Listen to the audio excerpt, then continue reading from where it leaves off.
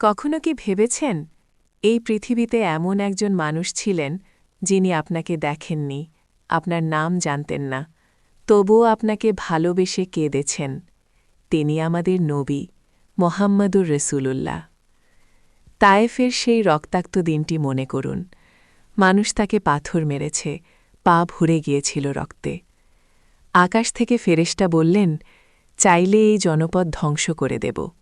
কিন্তু তিনি বললেন, না, হয়তো তাদের বংশধরদের মধ্য থেকে ঈমানদার জন্ম নেবে।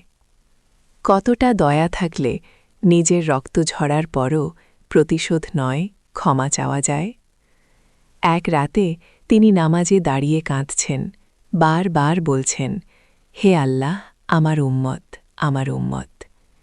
তিনি আমাদের জন্য কাঁদছেন, যারা আজ তার সুন্নাহ ভুলে গেছি, যারা গুনাহ করে বলি, আল্লাহ ক্ষমা করবেন।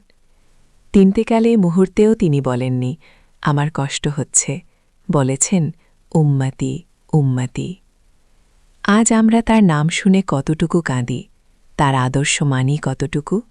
চলুন, আজ অন্তত একবার চোখ বন্ধ করে বলি, ইয়া রাসূলাল্লাহ, আপনি আমাদের জন্য কেঁদেছেন, আমরা আপনার পথে চলার চেষ্টা করব। সাল্লাল্লাহু আলাইহি ওয়াসাল্লাম।